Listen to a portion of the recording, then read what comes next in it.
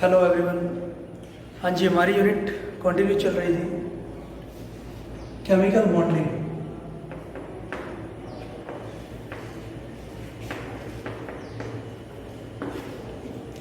And last time हमने topic किया था hybridization theory. Hybridization theory. Hybridization theory में हमने कुछ मॉलिक्यूल्स के स्ट्रक्चर और शेप निकाल ली थी। एल्केन्स के, या फिर हम बोल सकते हैं इथेन के, इथीन के और इथाइन मॉलिक्यूल्स के हमने शेप और ऑर्बिटल डायग्राम निकाल लिए थे। ठीक है, आज हम करते हैं hybridization of element involving D orbitals.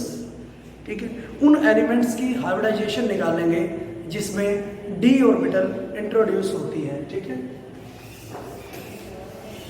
Hybridisation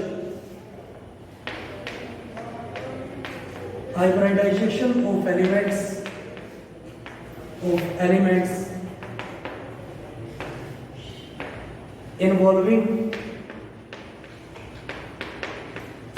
d orbitals। ठीक है, लास्ट टाइम हमने s और p ऑर्बिटल्स की इन्वॉल्विंग की थी। ठीक है, जिसमें s और p ऑर्बिटल इंट्रोड्यूस होते हैं। ठीक है, जिन मॉलिक्यूल्स के अंदर। ठीक है, आज हम करते हैं जिन एलिमेंट्स के अंदर डी ऑर्बिटल इंट्रोड्यूस होगी। ठीक है, हाँ जी, जैसे PCl5 है, SF6 है, ClF3 है। क्लियर है, इन सब में हमारे पास डी ऑर्बिटल इंट्रोड्यूस होगी और उसको वेरीफाई भी करेंगे हम। ठीक है, वसेपर थ्योरी से। ठीक है, तो सबसे पहले हम एग्जांपल लेते हैं PCl5 का। PCl5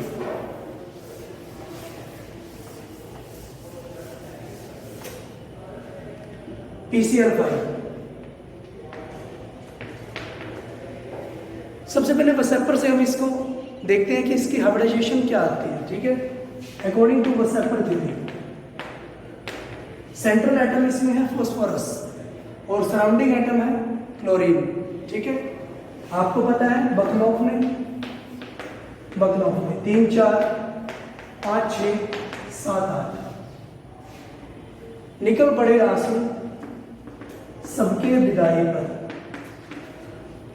यह है group 15 element. Phosphorus group 15 element होता है और इसके पास 5 वैलेंस इलेक्ट्रॉन होते हैं। ठीक है, तो हम लोन पेयर निकाल सकते हैं। Lone pair is equal to valency of the central atom 5 minus charge on the surrounding atom. हाँ जी, सराउंडिंग एटम है Cl, चार्ज है इस पे -1। ठीक है, तो 5 Cl पर चार्ज है 5 डिवाइड बाई 2। 0 लोन पेयर इसके पास प्रेजेंट होंगे। ठीक है, 0 लोन पेयर। एटम अटैच, इसके पास 5 एटम अटैच होंगे। ठीक है, तो स्टेरिक नंबर मेरे पास बनता है, स्टेरिक नंबर होता है lone pair plus atom attach. ठीक है, लोन पेयर है हमारे पास 0 और एटम है अटैच है 5। ठीक है, तो स्टेरिक नंबर इसका बनता है 5। ठीक है, हाँ जी, एक S में दूंगा, 3 में sp3 और D। क्लियर है, sp3D हाइब्रिडाइजेशन हमारे पास आ गई है। ठीक है, हाँ जी, इसको हम बोलते हैं TBP geometry. TBP trigonal bi pyramidal. Trigonal bi pyramidal geometry. Clear है, ठीक है, TBP ज्योमेट्री। हाँ जी, तो PCl5 को हम हाइब्रिडाइजेशन थ्योरी से देखते हैं। ठीक है, प्रूव करते हैं कि इसकी जो ज्योमेट्री है वो ट्राइगोनल बाई पिरामिडल आएगी। ठीक है,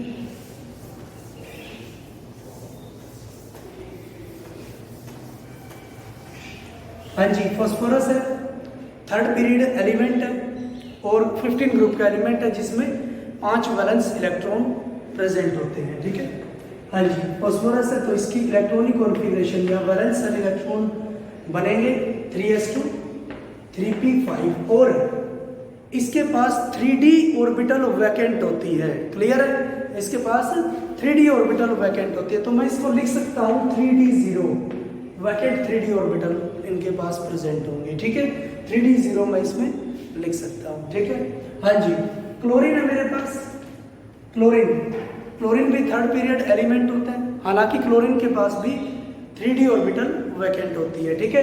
ग्रुप 17 एलिमेंट होगा, ठीक है, जिसपे वैलेंस इलेक्ट्रॉन होंगे 7। तो इलेक्ट्रॉनिक कॉन्फ़िगरेशन आएगी 3s2 3p5, नहीं सॉरी, फास्फोरस की आएगी 3s2 3p3। क्लियर है, क्योंकि 5 वैलेंस इलेक्ट्रॉन होते हैं, 3 और 2 5। ये है ग्रुप 17 एलिमेंट, ठीक है। 7 वैलेंस इलेक्ट्रॉन प्रेजेंट होते हैं, 5 और 2 7, ठीक है। ये इसकी इलेक्ट्रॉनिक कॉन्फ़िगरेशन है। तो मुझे पता लग रहा है कि जो फास्फोरस है, सबसे पहले तो क्लोरीन को हम देख लेते हैं। क्लोरीन है 3s2 3p5 1 2 3 4 5, ठीक है। एक वैलेंस इलेक्ट्रॉन इसके पास बचता है, एक अनपेयर्ड इलेक्ट्रॉन इसके पास बचता है, जो कि पार्टिसिपेट करेगा बॉन्डिंग में, ठीक है। हाँ जी, तो ये एक बॉन्ड बनाएगा क्योंकि इसके पास एक अनपेयर्ड इलेक्ट्रॉन है, और 5 क्लोरीन एज इट इज क्या बॉन्ड बनाएंगे, 5 बॉन्ड बनाते हैं, ठीक है। तो इसका मतलब फास्फोरस के पास 5 इलेक्ट्रॉन अनपेयर्ड होने चाहिए ताकि 5 क्लोरीन उसके साथ बॉन्ड बना सकते हैं, ठीक है। हाँ जी, तो ये है मेरे पास phosphorus 3s2 3p3 3s2 3s2 3p3 3p3। Clear?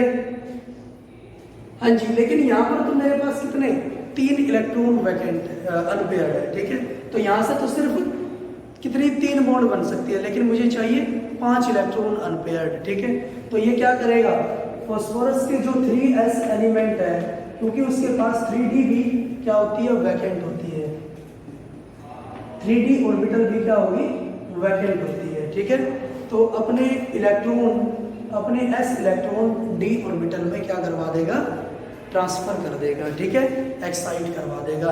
हालांकि आपको पता है कि जो d ऑर्बिटल है और जो s ऑर्बिटल है उसकी एनर्जी क्या होती है, s ऑर्बिटल की एनर्जी कम होती है और d ऑर्बिटल की एनर्जी ज़्यादा होती है, उनमें एनर्जी डिफरेंस होता है। लेकिन आपने पढ़ा है कि ड्यू टू ऑर्बिटल फ्लोक्यूलेशन के कारण जो ऑर्बिटल्स है वो क्या हो जाती है, आपस में क्या हो जाती है, रीअरेंज होके एनर्जी लेवल को रीअरेंज कर लेती है और इक्विवेलेंट हो जाती है, ठीक है।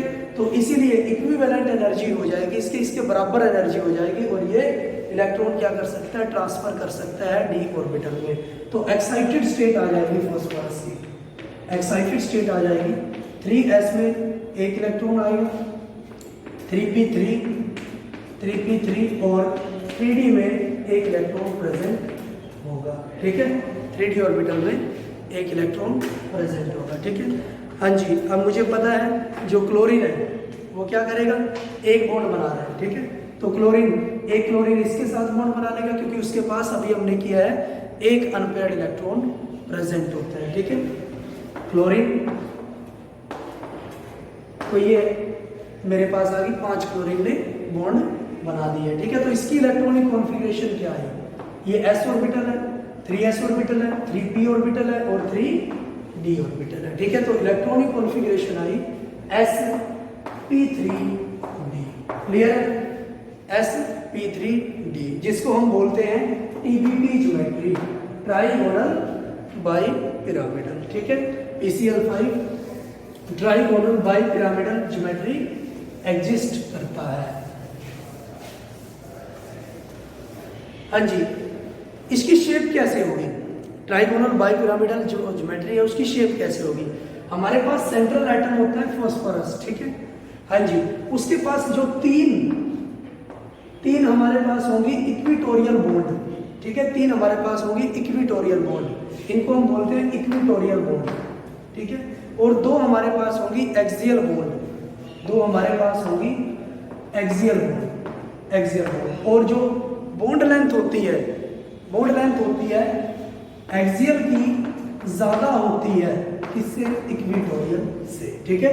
एक्सियल बॉन्ड लेंथ ज़्यादा होगी इक्विटोरियल बॉन्ड लेंथ से, ठीक है। तो इस तरह से इसकी आएगी शेप, ठीक है, TBP ज्योमेट्री की। हाँ जी, एक और हम एग्जांपल करते हैं ClF3। इंटर हैलोजन कंपाउंड्स हैं। इंटर हैलोजन कंपाउंड्स कि जब दो या दो से ज़्यादा हैलोजन्स आपस में बॉन्ड बनाते हैं, ठीक है। Cl भी हैलोजन है और फ्लोरीन भी हैलोजन है, ClF3 इंटर हैलोजन कंपाउंड्स है, ठीक है। जब दो या दो से ज़्यादा हैलोजन्स आपस में बॉन्डिंग एग्जिस्ट करते हैं तो उनको इंटर हैलोजन कंपाउंड्स हम बोलते हैं, ठीक है। यहाँ पर क्या है, क्लोरीन सेंट्रल आइटम है और थर्ड पीरियड एलिमेंट है, क्लियर है। तो इसकी कॉन्फ़िगरेशन होगी 3s2 3p5, ठीक है। ग्रुप 17 से एग्जिस्ट करता है और मुझे पता है थर्ड पीरियड एलिमेंट है तो इसके पास 3d ऑर्बिटल वैकेंट होती है, ठीक है। फ्लोरीन है सेकंड पीरियड एलिमेंट है, सेकंड पीरियड एलिमेंट्स के पास d ऑर्बिटल वैकेंट नहीं होती, ये भी ग्रुप 17 का है तो इसकी इलेक्ट्रॉनिक कॉन्फ़िगरेशन आएगी 2s2 2p5, ठीक है। 2s2 2p5, 2s में 2 इलेक्ट्रॉन है और 2p में 5 इलेक्ट्रॉन है, ठीक है। एक इलेक्ट्रॉन इसके पास अनपेयर्ड है और यही इलेक्ट्रॉन क्या करेगा, बॉन्डिंग में पार्टिसिपेट करेगा, ठीक है। हाँ जी, क्लोरीन है 3s2 3p5 3s2 3p5। अब मुझे पता है इसके पास सिर्फ एक इलेक्ट्रॉन है लेकिन मुझे चाहिए 3 इलेक्ट्रॉन बॉन्डिंग में पार्टिसिपेट करने के लिए, मुझे चाहिए 3 इलेक्ट्रॉन, क्लियर है। क्योंकि 3 फ्लोरीन है मेरे पास और हर एक फ्लोरीन के पास एक अनपेयर्ड इलेक्ट्रॉन प्रेजेंट है, ठीक है। तो ये क्या करेगा, इसके पास 3d वैकेंट ऑर्बिटल भी होती है, हमें पता है थर्ड पीरियड एलिमेंट है क्लोरीन और उसके पास 3d वैकेंट ऑर्बिटल भी प्रेजेंट होती है, 3d vacant 3d orbital present होगी, ठीक है। तो ये क्या करेगा, अपने जो p इलेक्ट्रॉन है उसको क्या करेगा, उसको ट्रांसफर कर लेगा या फिर उसको एक्साइट करवा देगा d ऑर्बिटल में, ठीक है। हाँ जी, तो ये आ गया मेरे पास excited state of chlorine. 3s में 2 इलेक्ट्रॉन है, हाँ जी।